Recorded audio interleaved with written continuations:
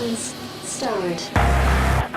10, 9, 8, 7, 6, 5, 4, 3, 2, 1. Good evening, everybody. My name is Andrew Bast. I'm joined by Kyle Lepore. Blake is not here today, and welcome to Next Big Thing. How you doing today, Kyle? I'm doing pretty great, man. Especially after watching NXT, I'm pretty hyped after that as well. Absolutely. I think we had a pretty good week this week, and I'm going to talk a little bit about last week as well, because I feel like they kind of intertwine. Mm-hmm. I want to start off actually with what I think was match of the night: Alexa Bliss versus Carmella. Yeah, I definitely agree with you. Like I was kind of surprised because the thing I want to see out of the women's division NXT is that because all the really like the big names are gone, I want to see what names are going to step up and kind of take like who could be the next out, like Sasha Banks, Charlotte, Paige, Bailey, those kind of people. And Carmella and Alexa Bliss really did like they surprised me. I was happy to see they had a really good match, and I want to see more of that, honestly. Yeah, it was fantastic. And you know what? The thing I was saying before, and I talked to Blake about it last week, and I was so excited to actually get to this because Alexa Bliss and Carmella put on an excellent promo last week. Like it was stellar from from beginning to end. And Oh yeah. then all of a sudden they followed up with this excellent match. They were strong coming out. Both really kind of experimented from what I've seen. You know, like they looked like they were very comfortable in the ring. They told a story, and Alexa Bliss came out with the win. And as we saw on NXT, it looks like the next step for Alexa Bliss is Bayley. Yeah, which is definitely very interesting to see because I mean I don't know where that's gonna go exactly because I would assume Bailey's gonna kind of win it, but I mean maybe we'll see like Alexa Bliss be beating Bailey to kind of push her forward, and then Bailey maybe be moved up soon. That's also a possibility.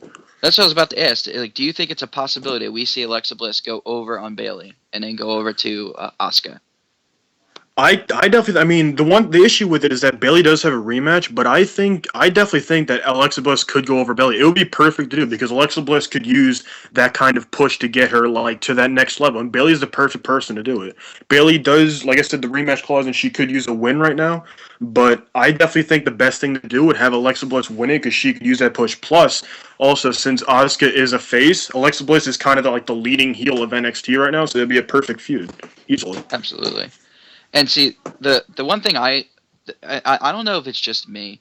Like Asuka is a good wrestler and all, but like I Hmm. don't find myself getting behind her, and it's not because of like who she is or how she carries herself. It's just I kind of feel like in a sense that she almost reminds me of Nia Jax in a sense where the WWE has kind of painted a picture where Asuka is like the end all be all, like the overpowered wrestler. I feel like it's really hard to make a match between Asuka and whoever she's facing. Yeah, right. I agree 100%.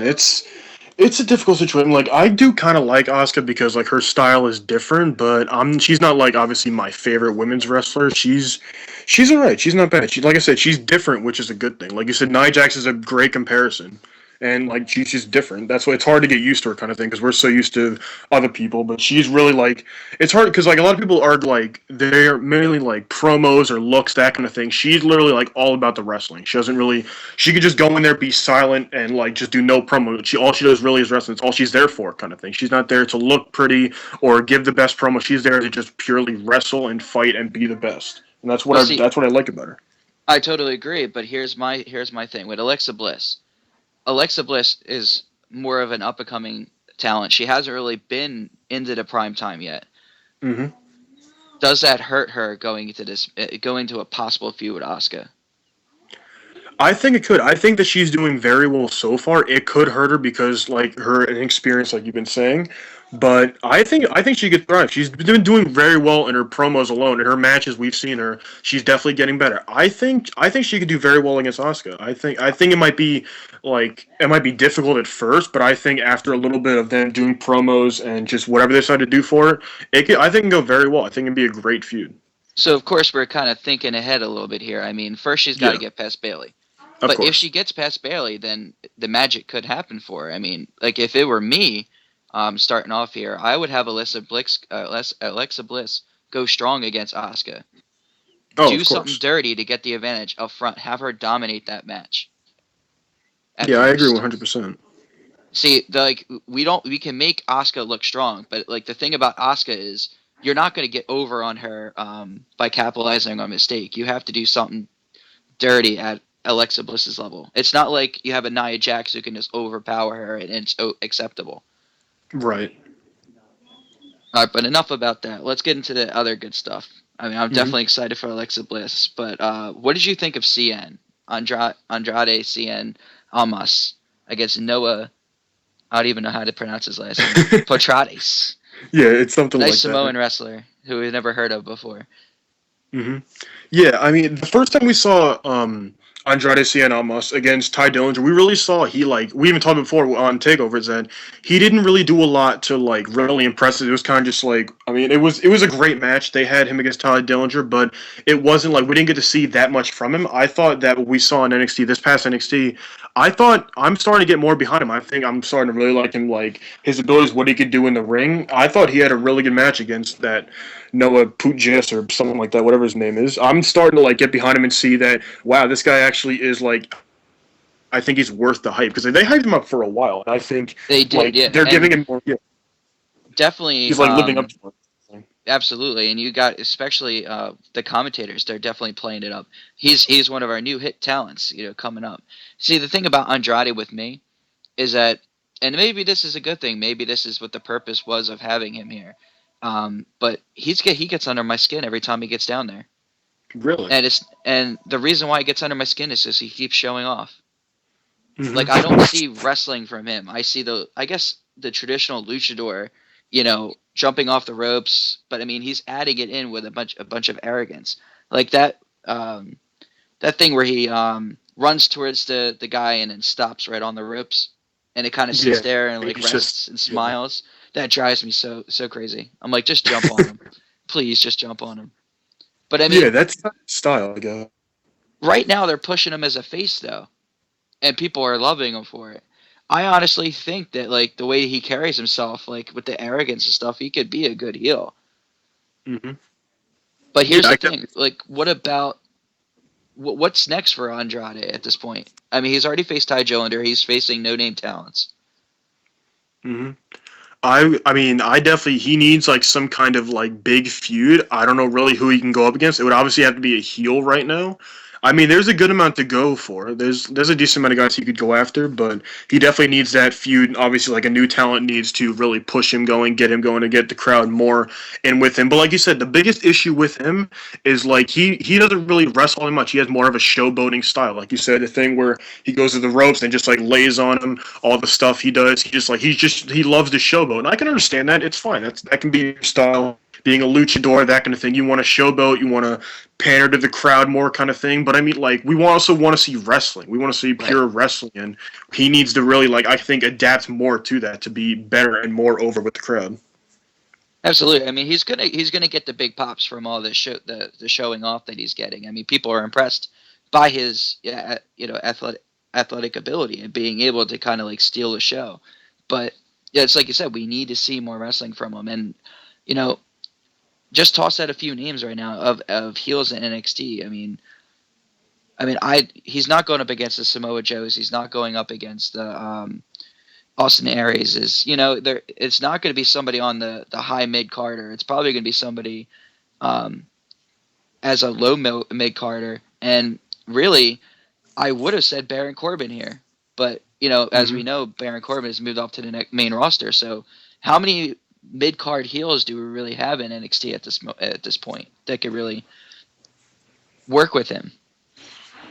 Yeah, there really doesn't seem to be a lot. Honestly, what I was hoping for is that what we saw after Takeover when Andrade beat Ty Dillinger, when we saw at the next NXT that Ty Dillinger came out and wanted another match with him, I really wish Ty Dillinger would have like came out on top and they would have kept that going as a feud.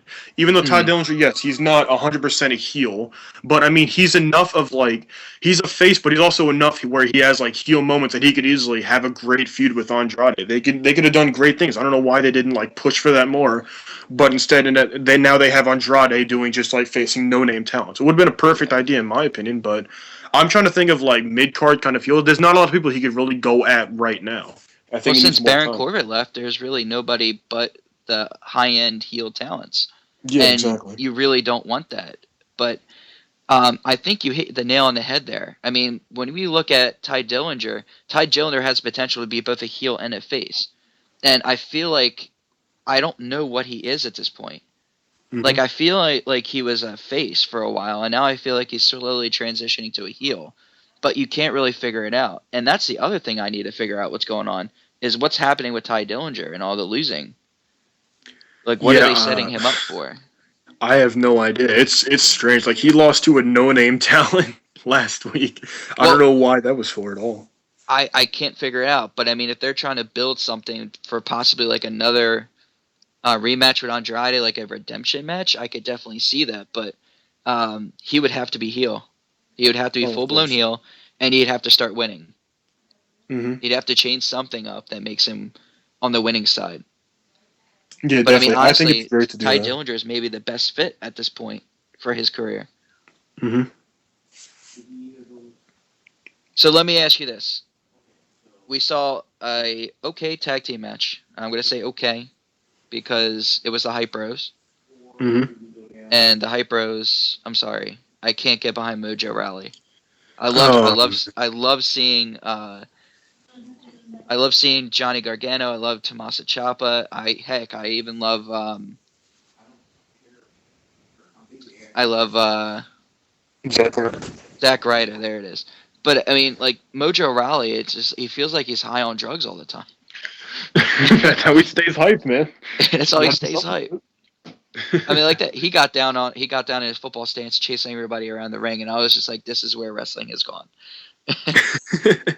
I mean, the match was decent, but it was kind of like, all right, Joey Gargano to Tommaso Ciampa. Their next big challenge is the Hype Brothers. Surprise, surprise, they win. Now they're first in line for a title shot. Like it drove me crazy. I'm like, this is the team you had to beat. I honestly felt like they should have demanded a challenge uh, the revival after they beat them, you know, or claim their stuff for that. Instead, you have them go strong over the Hype Bros, and all of a sudden they're claiming number one contendership. I mean, what did Yeah. you think on that with the them claiming number one contendership match after the victory there? Well, I didn't understand it because I do remember that them saying that they beat the revival before. So I mean, I can Mm-hmm. understand that, but at the same time, it's like I They beat understand them right why. before Takeover. Yeah. Yeah, and I understand why they're saying that, but I mean, you have to think logically. Like American Alpha is the next team to go up against the revival. So I mean, I get Johnny Gargano and Tommaso Ciampa wanting obviously a match against their rival because they beat them and they want the tag team titles, obviously. But I mean, I think it was okay to do, but I just didn't see like much of a point in it because like with like okay, Tommaso Ciampa and Johnny Gargano after the match, they said okay they wanted to face the revival. American Alpha came out said okay basically no you're behind us. Revival came out like whatever that kind of thing. I didn't see a point in Tommaso Ciampa and Johnny Gargano really needing to be there because it was still like they're still like they accomplished nothing doing that in my opinion Right. because next we're having American Alpha against the revival for the tag team titles. So Which I you get knew was going to happen because it right was expected at that point. But of course. here's my 2 cents. Let me see if you agree here. So, why have Joey Gargano and Tommaso Ciampa involved? My theory is I feel like they're setting up a big fatal four-way match. That's I not a know it bad thing. sounds weird, but think about it this way: American Alpha, the Revival, are going to have their 2 out of 3 falls match. Now, Mhm. either two things are going to happen: either the Revival or American Alpha are going to win 2 out of 3 falls, or this new team is Offers going a to come in and just yeah. wipe everybody out. And Tommaso Ciampa and Johnny Gargano are going to come in there and even the odds at first. And I feel like they're going to set up a big fatal four-way match. Maybe not necessarily for the title, but like I think these four teams are getting drawn together in the same storyline for a reason. Yeah, I could definitely see that. I'm not 100% sure if they're going to do that because what they might do is for the 2 out of 3 falls match.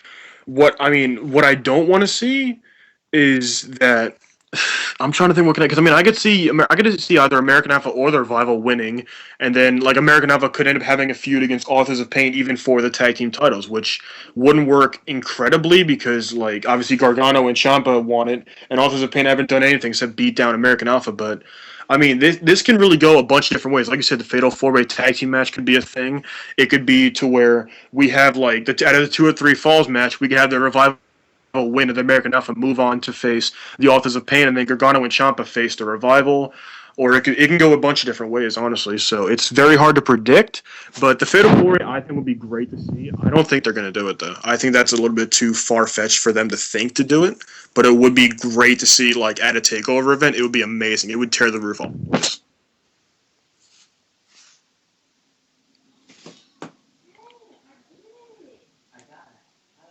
Yeah, and that's the thing. Like, there's so much to it that it's so confusing when it comes to that. Mm-hmm. It's just like, what do you do at that point? Do you push them forward, or do you have another feud set up?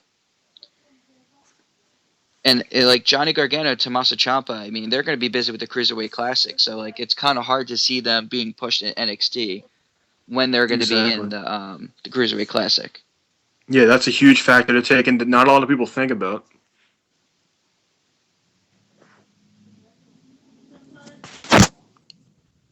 So the next big thing is obviously the promo on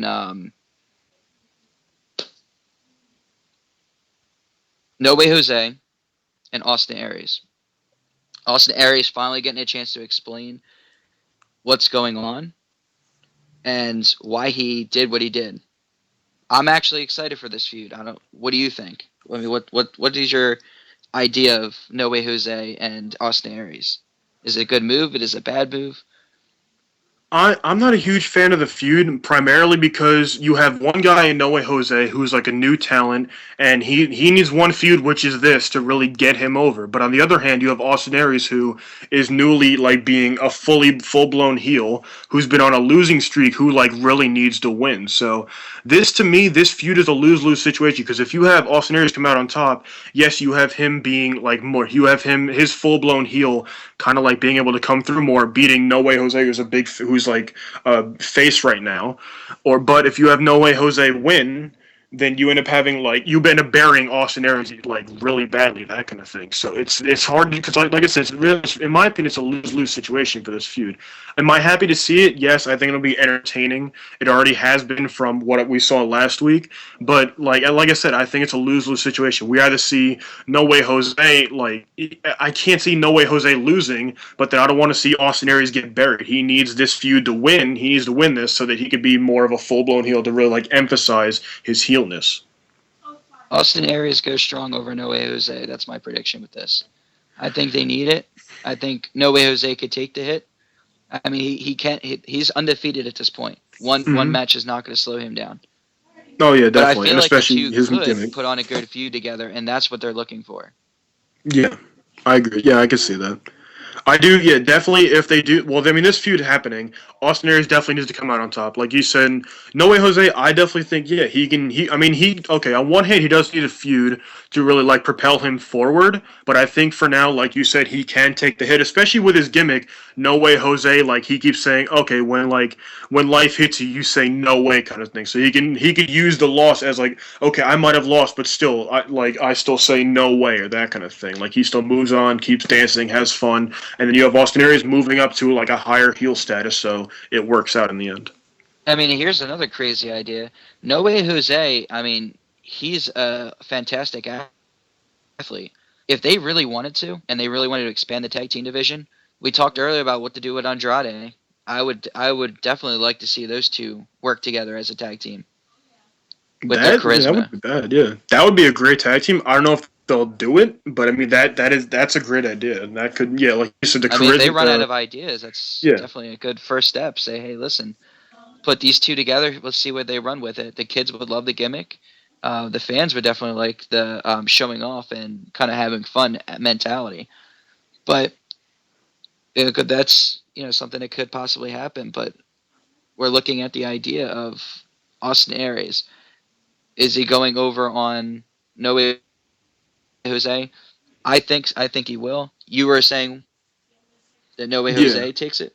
No, I definitely think Austin Aries is definitely going to win this. He needs 200%. Like you said, No Way Jose can take the hit. I mean, yes, like I said, he does need a feud to really propel him further, but I think for now, he can lose in this feud and move on to something else. But Austin Aries needs this to really help him be like a more of a full-blown heel to really push him forward because he needs that push. He's been on a losing streak lately. He needs this win. Keep in mind that if he loses to No Way Jose, he will officially be blacklisted. In Oh terms yeah, of, oh my god. he'll be like AJ Styles was before John Cena came along. Yeah. Like he needed that win. And he can. He's. I mean, I've watched him since he's been in other promotions like Ring of Honor, TNA. I've watched him since TNA. He's amazing, and if they don't use him right, they're messing up so badly. He's honestly he's amazing. Like people are already seen him in the ring, especially against Shinsuke Nakamura. He's amazing in the ring on the mic. He's amazing no matter heel or face. Like they really need to use him right, and using him right would be him coming out on top in this feud. Talking about good mouthpieces and managers and stuff like that. How about the manager for this Authors of Pain? Paul Ellering. WWE Hall of Famer, if I'm not mistaken. Former I manager can't of the remember Road Warriors. exactly when when he came into the WWE, but they keep bringing it up that he's a Hall of Famer and that he's well known. He hasn't really had that many speaking roles either. I mean, none of them have. We still have this mystery between Authors of Pain. How did they come together? What do they want? I mean, other than American Alpha, obviously. Yeah, it's an interesting situation, this tag team. Like, I mean, I think it's a good idea, though, to have them not really talking much at all, just kind of like coming in and beating down on anybody they go up against. It's just like a mystery team that comes in, kicks your ass, lays you out, and just leaves. I think that's perfect. They don't need promos. Paul Ellering doesn't even need to really say anything. I think what they're doing right now is absolutely perfect, and they need to keep it going. Don't have them doing promos. If anything, you could have Paul Ellering say a few things, but have the other two guys just keep going in there, kicking ass, doing nothing. Like, have them be basically like two Brock Lesnar's and have Paul Ellering be a Paul Heyman. It will be an amazing tag team, easily.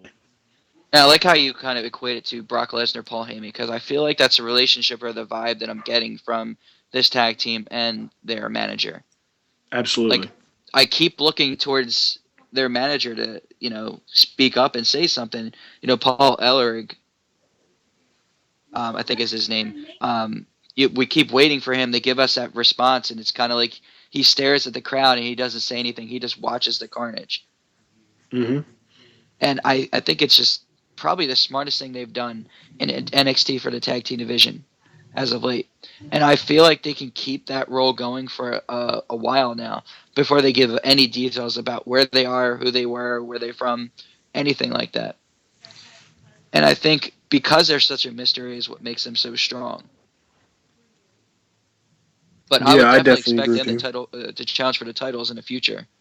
Oh, 100%. They could easily, like, I want them to, like, stay on this winning streak, though. Like, if they end up having a feud with American Alpha, as much as I like American Alpha and want to see them win, Authors of Pain need to go on, like, I want to see them be on a nonstop, like, win streak, then go for the titles and win them, too. Just be 100% dominant tag team that nobody can stop them. They have the look of it, and they can do that, because they're already doing great with it so far. They need to keep it going to where, like, nobody can touch them, nobody can pin them.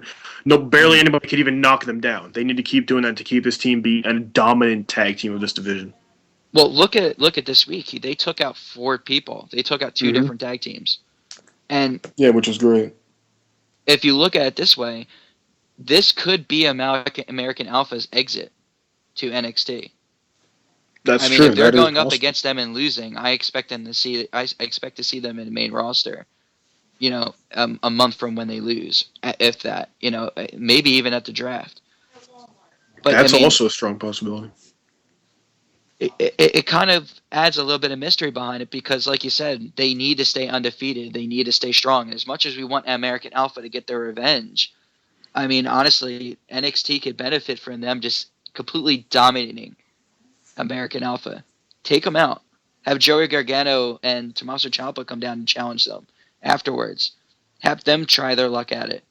Or maybe they go off to face the Revival. But I don't want to see American Alpha win as much as I do. Because I want those guys to keep their momentum going. Exactly. So we're starting to run out of topics here. So the next thing I'm going to ask you before we conclude is, Mhm. what is your rating of NXT this week and last week? This week and last week, out of a 10, I want to give both of them, honestly, I want to give them an 8. They were honestly great shows. They didn't even have to have a lot on them, which they didn't, but I mean, everything that happened, though, was great. They played it all perfectly. My one gripe, though, these past shows, is that where do we see, I want to see where's Samoa Joe at? We're not seeing, what's next for the NXT title. We haven't seen really anybody, come out, say anything about it. I'm really curious what's happening with that, because I want to know, who's going to be up for it next. There's plenty of names that it could be. Hell, it could even be we could see Bobby Roode coming out and saying, "Okay, I want a title match," or Eric Young doing it. I want to see somebody doing it. Where's the NXT champion? I He's kind of honestly been feel like sidelined. if we're going to see Bobby Roode, it'll either be a debut at the pay-per-view, or he'll probably show up a week or two before it and attack Samoa Joe, or come out and entice him into a match. But I don't see him challenging for the title right away. I feel like they're going to try to build him up a little bit first. Yeah, I understand that. So what I'm going to give NXT for last week, I'm going to say it's an 8. And for this week, you know what? No. Last week, I'll give it a 9. This week, I'll give it an 8. And the reason why I'm giving it a 9 last week is because so much went down, especially between Finn Balor and Shinsuke Nakamura. Mm-hmm. I had chills. Oh, man. I mean, as much as Nakamura is not good at English, and he's trying his hardest to kind of put on a good show and keep his character going and make everybody happy, I got chills from that promo. I thought they did an excellent job, and it was perfect because Finn Balor came out and it sounded like it was going to be a retirement speech. I'm done with NXT. I'm moving on to the main roster. And then all of a sudden, Shinsuke Nakamura comes out. I need to beat the icon. It's kind of like the whole Ric Flair thing. You want to beat a man, you got to beat the man. That's a perfect example. I couldn't say it better. And the funny thing that I found, though, was that when Finn Balor was out there saying it, he had to say, "What's next for Finn Balor?" 3 times, because, Shinsuke was taking a while to come out. I just remember that from last week of just, what is next for Finn Balor? He keeps, he said that, then waited, a minute or, a few seconds. What's next for Finn Balor? And he just kept saying it and saying it, and then Shinsuke finally came out. And really... It's bad. I was in the bathroom. I'm sorry. Dude, I'm sorry, but I was trying to hurry up. I had to take a poop. I'm sorry. But, as soon as Shinsuke's music hit, though, the crowd loved it. They knew as soon as Nakamura came out, oh my god, this feud is happening. And I thought before the perfect send-off was for Finn Balor to just go after losing to Joe.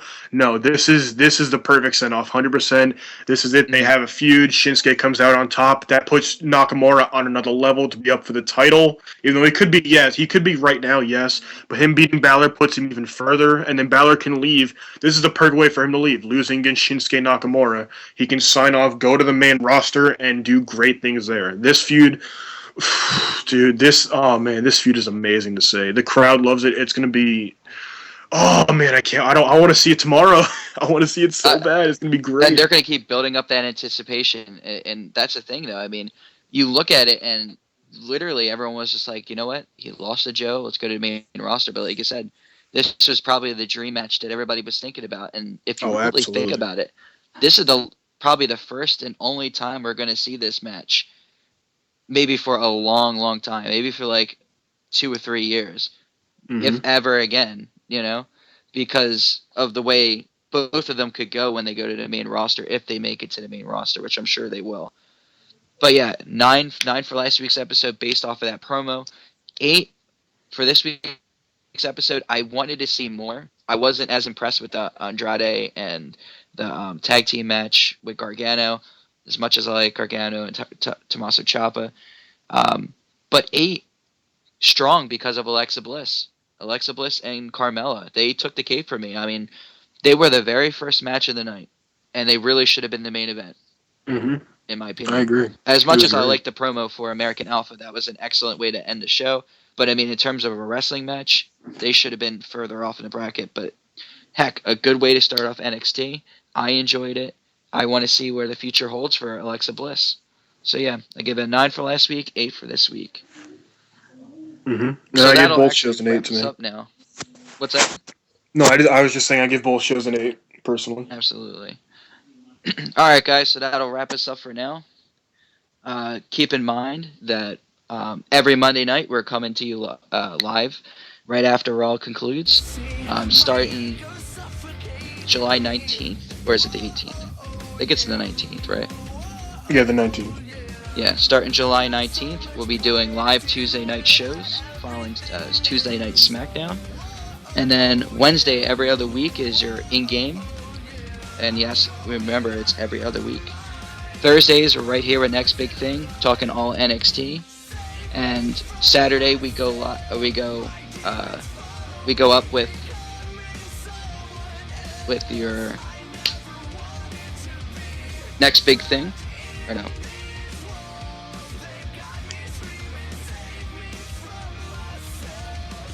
Saturday we go live Keeping it real.